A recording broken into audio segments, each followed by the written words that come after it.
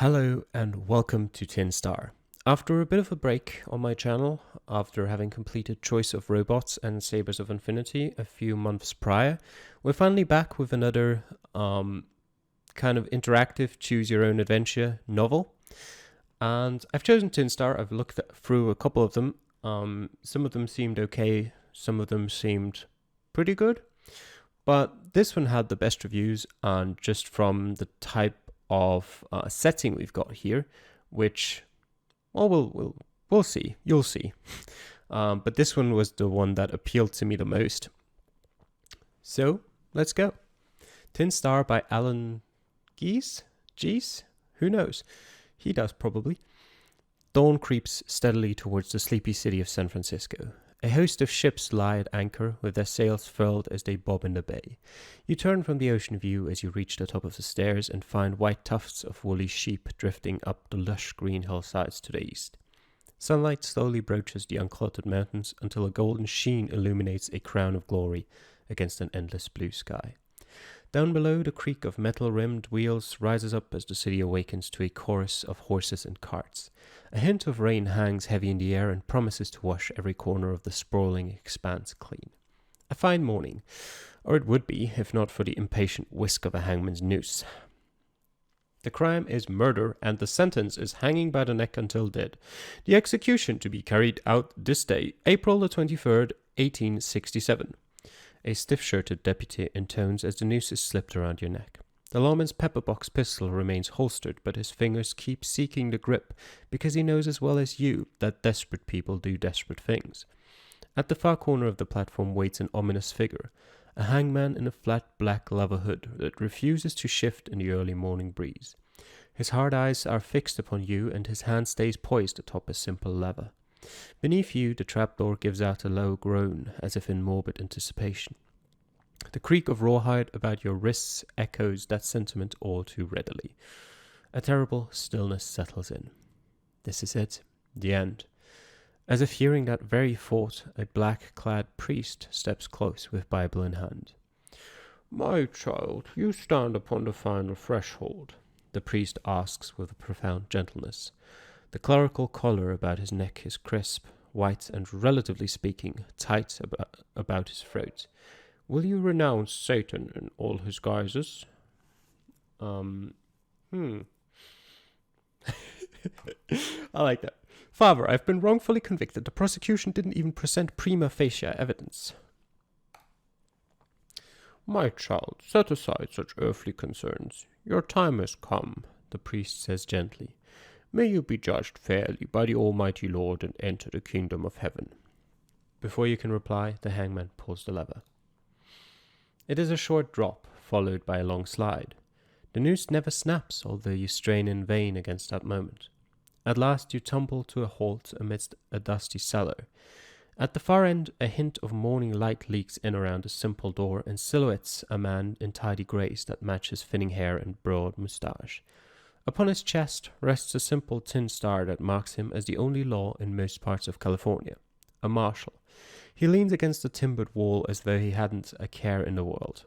An ivory inlaid pistol is holstered at his hip, and a rather large knife balances out the low rig. The man idly watches as you lurch to your feet and doesn't raise an eyebrow when you pull the noose off. That length of rope snakes down to the ground at your feet, and only then does your full breath return. The stranger's voice holds a prickle of irony as he begins to speak. "I heard you protest your innocence up there. I can't say I blame you, given the irregularities in your case. I'm Marshal James, and there's a need in the territories for stalwart folk who'll wear a badge and get things done. Folks like you." Well, you've perked my interest. Go on. "Right to the point. Good. I've got breakfast to get to," the marshal says evenly. The marshal methodically extracts and plugs a pipe full of tobacco as he begins. "See, what I'm giving you is a chance to not get stretched. There's a county out in Nevada that's in a heap of trouble. I've sent a few marshals their way, but something always happens to them. And yeah, by something I mean they've run off or come back in a pine box." A sulphurous crackle fills the air as Marshal James strikes a match and lights his pipe. In the sudden light you can see hard features and rough skin, earned from a lifetime under the open sky. Even his greying hair has a feel of granite about it. The only contrast lies about the man's neck, a slim red silk tie of fashionable cut that is a definite deviation from his trail-worn attire. Blue smoke spills out from the marshal's pipe as he puffs. Now if you take up the Star, you'll head on out to Lander County, Nevada, and serve the people there for a term of 4 years. After that, I'll let you go where you want. Sound good? Sort of transaction has to be highly illegal. You know? Yes? I say it's highly irregular, not illegal. Big difference. The soft scrape of boots is heard from the scaffolding above. A steady whisk of an all too familiar rope being coiled up follows hard on his heels. Marshal James settles back by a narrow seam of sunlight that flickers through a warp in a wall and gives you a little nod. Glad we understand each other. I might seem a mite hard, and I am, but I ain't flicking my whip solely on account of needing a tin star out in Lander County. You remember who you killed? That deed? What you got here? Or what got you here? Yeah, I remember that guy. Murder will do that. Fixes a face in the mind, and not just yours either. All the kin and every friend that man had will be looking to shimmy a little revenge by tooth for claw. Everything you hold dear is in peril unless someone intervenes. Yeah, take it that someone means you. You see anyone else in here? The marshal asks. The sun continues to rise and the day has nearly breached the last of the night. Little bars of sunlight continue to spill through the cracks in the walls until the shadows between begin to retreat. Now you're going to have to leave the state. Heck, you're going to have to leave behind your former life. But I've made special arrangements concerning that. The marshal promises as clear as the coming day. What you leave behind will be kept safe. Now you might be inclined to think that I'm holding hostage, and I expect you'll be half right. This way I can be sure you won't just run off into the wild, and because of that you won't be sleeping atop Old Boot Hill come nightfall. So why don't you tell me what exactly I'll be looking after of yours here in California? Nice bit of land, yeah. I remember now, yeah, it is a nice piece. I'll see to it that it's tended and taxes are paid while you're gone, Marshal James promises. Now then, lawyer, I've got a badge here. He holds up a simple 5-pointed star of flattened tin. Across the front of it has been etched with the word Marshal. Along one point of the dull silvery metal there is a trace of a dark stain that doesn't seem likely to scrub clean. With a flick of fingers he tosses it to you. The star's just tin. It won't stop a bullet. Hell, it won't even cut a steak. It's just a hunk of metal on someone's chest, Marshal James says. The marshal who wears it has to make it shine by their own hand. So tell me, what are you best at? Blowing things up with gunpowder and nitroglycerin. No, I'm going to go with persuading people. Persuasion very greatly increased. What are you good at? I'm good at gunfight. Am I good at gunfighting? Good at surviving in the wild. What are you fair at? Yeah, I'd say probably I'm pretty fair at gunfighting or brawling. Intimidating people could also be a good choice because it might not even come to a gunfight, but as a marshal, we should have gunfighting skills.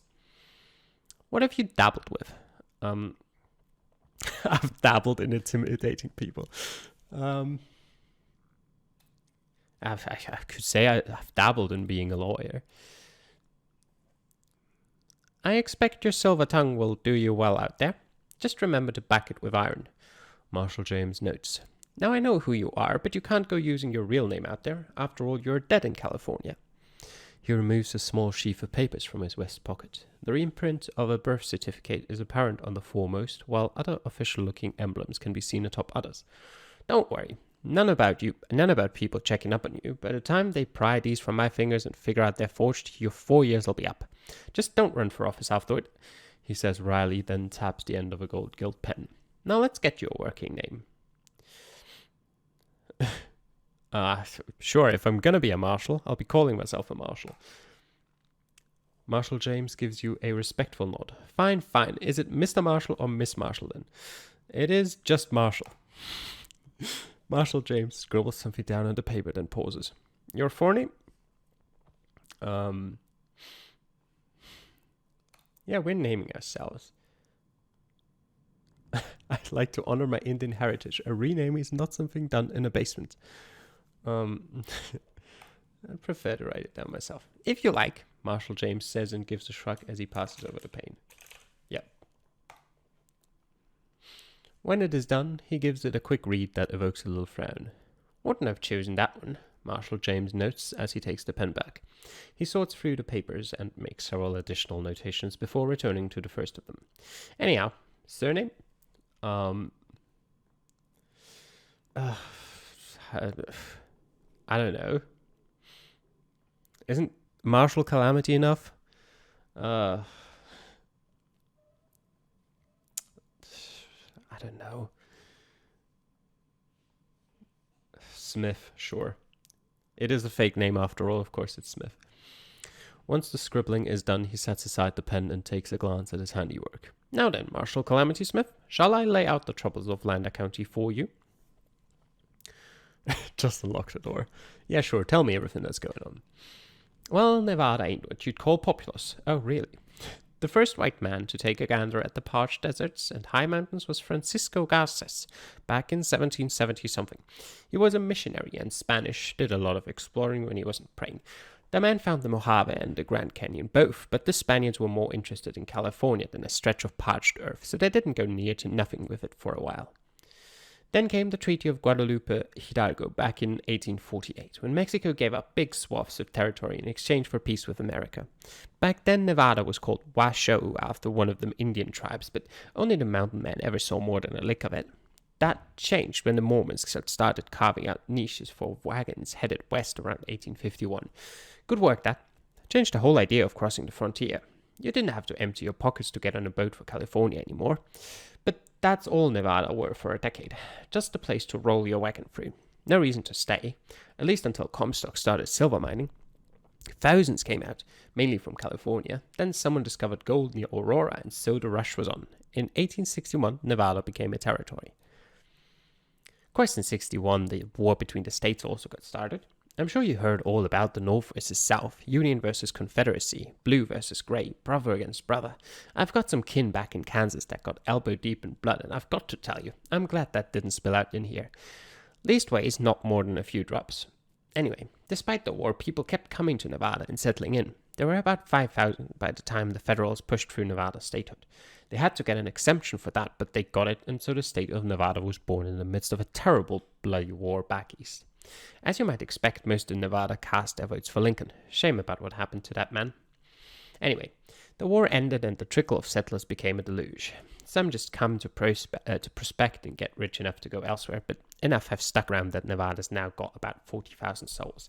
That's about one per square mile, assuming the border adjustment goes through. Bit of strange politics, that. They're shifting the Nevada border a ways east at Utah's expense, something about the meridians and such that I don't rightly understand. Surveyors might know more, but never mind. Right now, silver and gold are both having another rush, and the prospectors are like to let it slip. What? The prospectors are like to let slip their findings in whatever town happens to be near.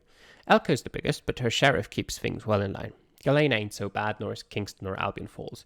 Now, I expect you'll have to make your mark in places like Preston Springs, where the law stays aped when cowboys come to play.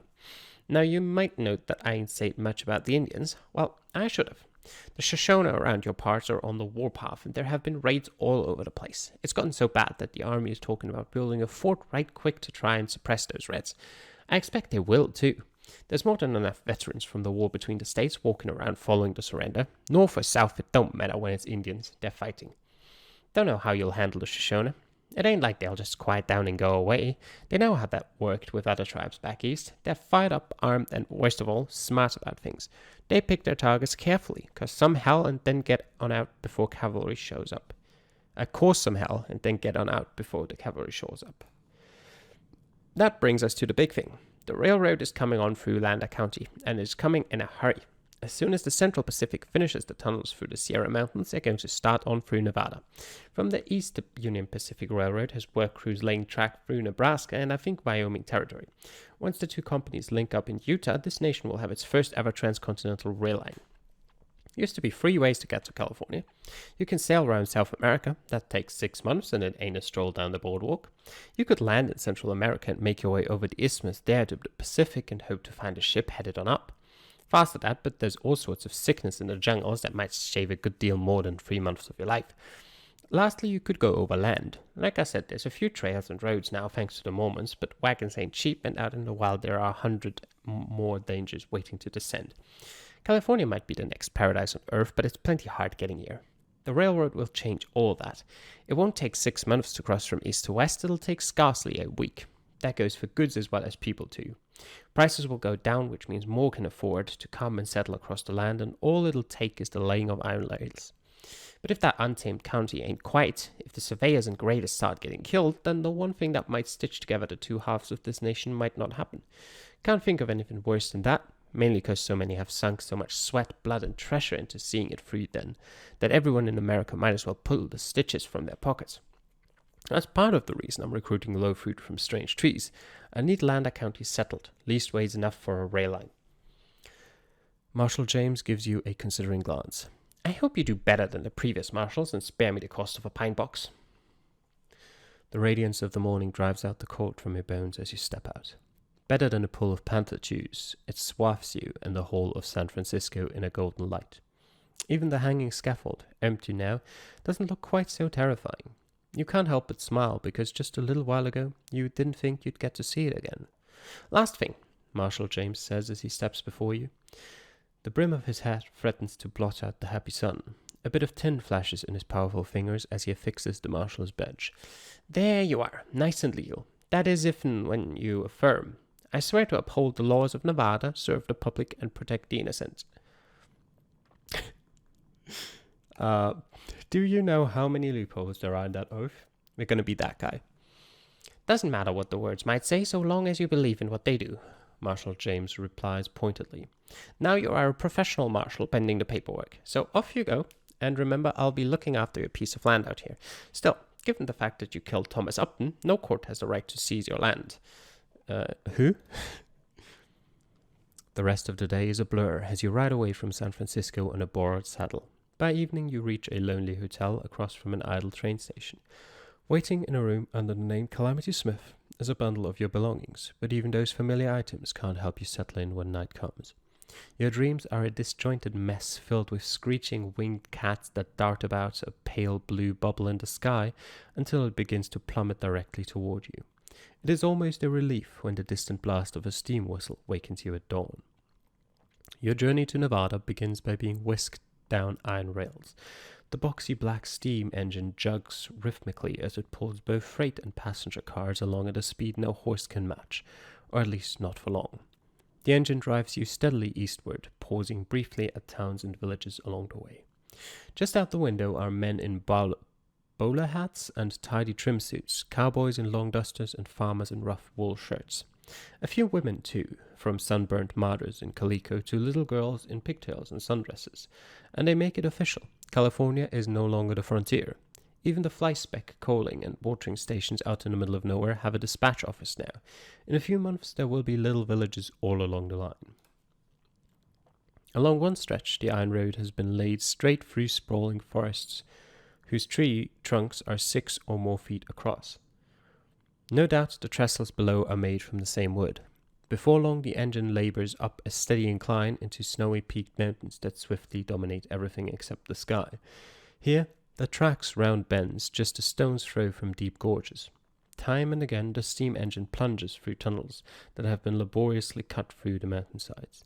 The sun hangs high overhead and slowly broils the land. The train's engine ignores that as it spews out black ash and cinders as it labors toward white-capped mountains filled to the brim with spring snow. Somewhere far ahead, beyond the reach of rails and down-twisting, turning wagon trails out past the ranges of the Sierra, lies Preston Springs and your marshal's office. The steam engine gives a relieved chug as it slows. The hiss of brakes rises up and then you see it, the end of the line. Here lies a muddy, sprawling camp of men. Stacks of iron rails and wooden ties wait in high piles to be taken on around an imposing summit and laid down. Only a few solid buildings can be seen. Most are either creaky barns or coal casements. Otherwise, it is a sea of tents and cook fires, neither of which can completely ward away the mountainous chill. There are Chinese in abundance with their basket hats and simple, loose garb at odds with the puffs of locomotive steam. Amongst them you glimpse a smattering of Irishmen, Red Indians, and even a sprinkling of handsome Pacific Islanders who readily fill up the narrow ways between tents as they scurry about under the guidance of their white-shirted supervisors. You hop down from the passenger car and your boots crunch upon desolate earth beneath. The scent of cinders fades and is replaced by the ripeness of manure, men, and beasts. This high up in the mountains, it is hard to catch your breath, even when the wind blows strong. Back by the rear cars, a black-bearded fellow in a red shirt wrenches open the siding of a rail car to reveal a small herd of horses and mules. Indeed, one familiar neigh sounds out, and you just know that your prized stallion will be ready to canter on down the ramp. He could either be a beautiful bay whose lush brown coat is livened by a black mane and legs, a stolid, nearly brick-red sorrel whose white socks perpetually seem to be pulled down. The vibrant, multi-hued pinto's painted composition is set off by startling, bright blue eyes, the hardy brown buckskin's dark eyes and hoofs soak in the sunlight.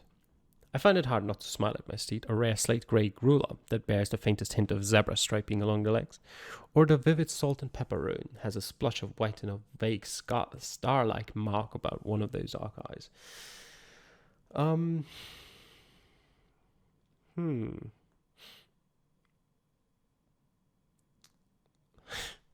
Sure, we'll take the zebra.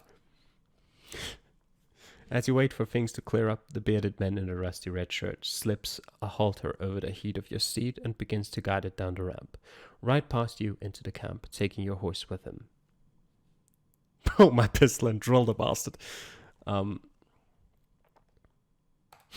Pardon me, but you seem to be guiding my steed without consulting me.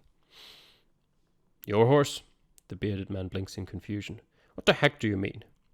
At the sound of your voice, your slate-grey growl flicks an ear your way and nickers eagerly. The man in the red shirt blinks in astonishment as the steed tugs at the halter and strains to reach your side. You got apples in your pockets, stranger? He wonders and watches as your steed noses up to you with evident familiarity. My mistake. This here horse looked just like the one my brother wrote me about. That means your horse must still be inside the rail car. Guess it is, he admits belatedly. I'm Denny Beso, lead drover for the Central Pacific camp here. Then he holds out a grubby hand. Sure. Then he gives your hand a warm shake and looks you in the eye. Good to meet you. Sorry about the mix and all. Honor slightly increased. The clatter of the camp continues. Men amble to and fro. The scent of baked beans wafts in from somewhere close by. A hint of dried dust lingers in the air. So, you traveling? You look like you're traveling, Denny asks as he finishes shaking your hand.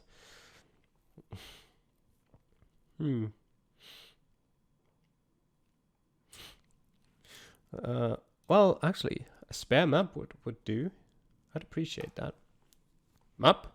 Then he asks mostly to himself. I couldn't just give you one of our good ones, but there's plenty of copies about if you know where to look. He takes a short walk to one of the tents and disappears inside. When he comes out, there is a rolled up paper in his hand. Here you go. But in truth, the easiest way forward is to skirt the mountain and ride along the line as best as you can. Our graders have been going at things with fills and trestles for a way now. Always keep Bigler Lake to your right until you're far from here. After that, there's a pair of mountains that make for fine landmarks. As Denny winds down his gaze, flicks over at the revolver on your hip. Quite a piece there, he says, then coughs suddenly and quickly adds, They're gone, I meant you're gone. God, I have no idea what any of those are. I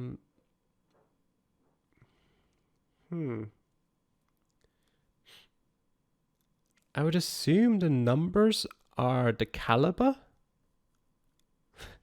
Maybe? Rimfire cartridges. I don't know what that does, but it sounds cool. A little pistol, but one that fires the most modern of rounds, called rimfire cartridges. No loose powder and bullets, and no need to pack it all in together. Reloading can be done in seconds. Easy reloading is a good thing. The Smith & Wesson Model 1 means Model 1 means having those new rimfire cartridges. You linger a mite to say a proper farewell to Denny, but soon enough you're saddled up and riding east. Central Pacific's bustling little camp is the last rail-connected bastion of civilization before you plunge into the unforgiving wilds of Nevada. Your pack mule, laden with grain and gear, lopes steadily on behind your slate-grey Growler. A ways ahead, a bevy of carpenters raise the frame for a roundhouse. Farther along, a work gang of 30 Chinese methodically spike fresh rails, while more of their cohorts lay down wooden ties and fit in ballast to make everything settle properly. Beyond them are busy teams who dig cuts or dump dirt to make fills so the coming track can run steady and level. A distant explosion sounds out, and judging from the rise of dust, the tunneling and grading teams are still miles ahead. Yeah.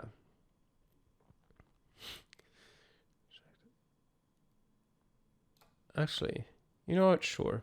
We're using the map. You pass by the numerous crews. They are mostly Chinese except for the foreman. The men nod your way before they return to their work. Farther ahead you pass by the surveyors who, with their plumb bobs and sighting levels, methodically stake out the coming rail. Before long those men are all left behind. The barren slopes and dry valleys seem to be the only things around, but after a few days' ride you finally sight the Twin Tatton. Soon afterwards you come across a stagecoach road. Though actually calling it a road is generous. The twin ruts meander through valleys in so lazy a way that they might well have been laid out by a madman. Still, those are wide enough that a stagecoach could follow them, even at dusk. A low thunder rises in the distance. Over shoulder you find curled white clouds, streaming down the mountains you left behind like giant fleshy fish scales. A sniff of the air brings with it the scent of a storm. Yeah, we're finding shelter, surely. Unfortunately, there isn't a lick of shelter to be found in these mountain slopes and narrow valleys, but somewhere down the road there might be a town or a cold harbor of some kind.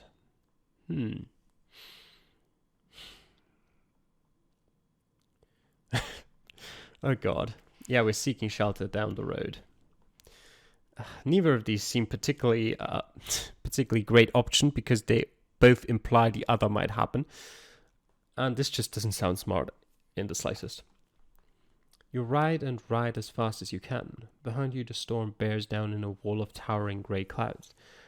Bits of hail begin to fall. The stinging ice smacks you and your animals about a while until sheets of rain follow.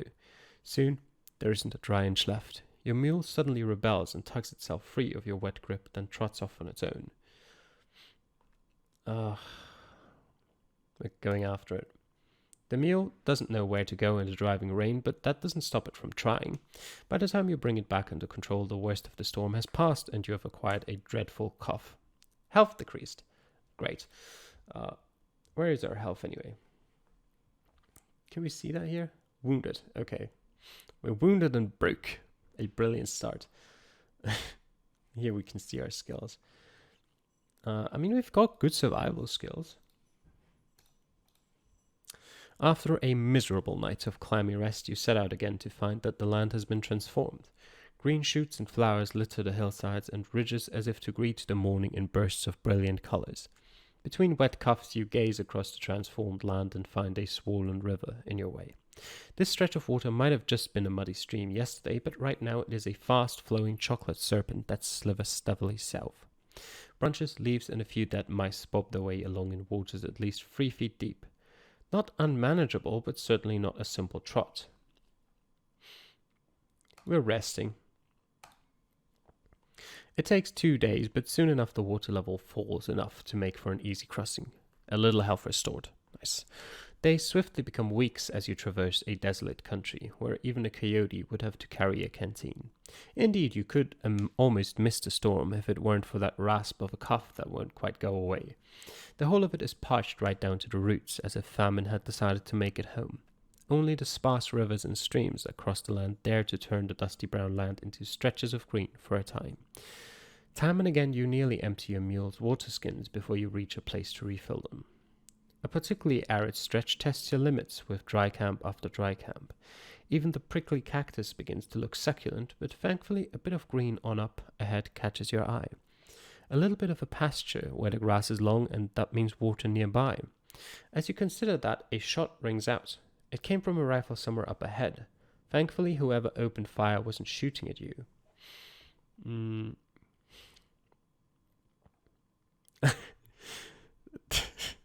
Now we're sneaking in close. We're seeing what's going on. You dismount, loop the reins about a low scrub of a tree, and creep closer. There's not a lot of cover, but you'll make do as always. The soft lowing of a dozen cattle tells you this isn't a wolf pack or bear. There's no smudge of smoke in the air, and that means no campfire. As you peek over top, you find a duster-clad figure poised with a rifle in hand. The cowboy cuts a narrow silhouette as he takes aim at some distant target. An errant breeze stirs the tail of his coat, and he shifts the barrel ever so slightly. Excuse me. A glance finds another fellow hiding behind a wedge of slate around, which is strewn more than a few pans and screens. The prospector has got a pistol out and cocked. His bristle of bushy beard almost makes him seem like a bear in the rough. It appears to be some kind of standoff is happening, and like as not, it won't end. What? And like as not, it won't end anytime soon. Leastways not before you and your horse die off first. Your hardy little mule might make it, though. A small consolation, at best. Shoot both and let someone else sort it all out.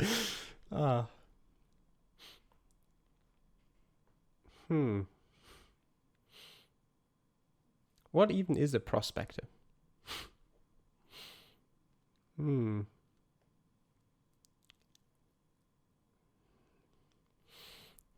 know what? Let's have a go. Honor reduced. You raise your rifle, brace it against the tree, and take all the time in the world to aim. Your finger pulls the trigger and the round just zings off a nearby stone. The cowboy turns at the sound, raises his rifle up, and fires toward your still smoking barrel.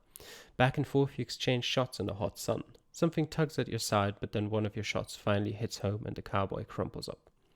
Sharpshooting increased. That's good, at least. So that's not gunfighting, that's sharpshooting. Oof. A bullet has creased your side, and painfully. Blood oozes steadily out, but that's not bad as these things go since... not as bad as these things go, since neither the ramp nor any part of your tunic lodged itself in the wound. Still, this isn't the sort of thing you want to leave alone. That's a lucky through and through, the prospector notes as he comes forward. Up close, he's a beefy strip of weathered rawhide. I've got a few bits and pieces to put you back to rights, so what do you want old Schmidt to use for stitches? I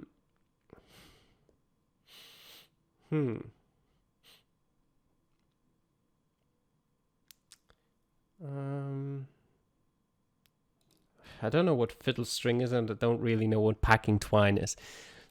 So this is basically a guess. We're bandaging it. Packing twine tied tight makes you quite the gift, though a ribbon would be prettier than the scar you have coming. He wipes off a hand before he offers to shake with it. I'm old Dan Schmidt. You might be thinking, old? You don't look more than 40 and I don't feel it really. But I've been hunting, trapping and prospecting my way through these hills since before the 49ers came over. People, smart people, respect that. That cowboy? He didn't. Oh.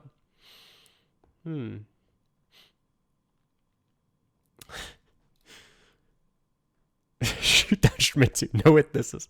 I love some of the choices this game gives you. Seemed he was hankering for a killing and that weren't right. Especially when it were my hide he was looking to stretch, Schmidt agrees.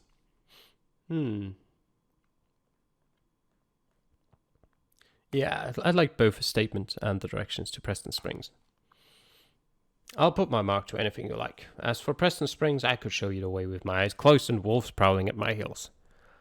Things are settled, but your journey continues. The law is slightly increased. That is good. Okay. Sure, come along, Schmidt. That'll be fine, Schmidt chuckles as he runs a hand through his graying hair. I've got plenty to do here. From drinking to dancing, after I sell my gold, of course. Schmidt retrieves his broad-chested steed from where he'd left it to graze, and the two of you set off, driving the herd before you as you set off for Preston Springs. Along the way, Schmidt points out plenty of animal tracks and edible plants. He even describes how to fish barehanded in creeks, and finally ruminates on his local travels. They call it the Humboldt Mountains, but I remember when only there was Show and Shoshone cared to give it a name. Bear, wolf, and cougars. They're thick as the elk through here, but them with sharp teeth won't bother you unless they smell something tasty. That's why when you camp, rope and lift your food high up into a tree. Only the youngest bears will even try for it, and they'll make a racket when they do, Schmidt readily explains. You ever fought a bear? Yeah, and it ain't something you want to do. Doesn't matter where or when, it's a risky thing.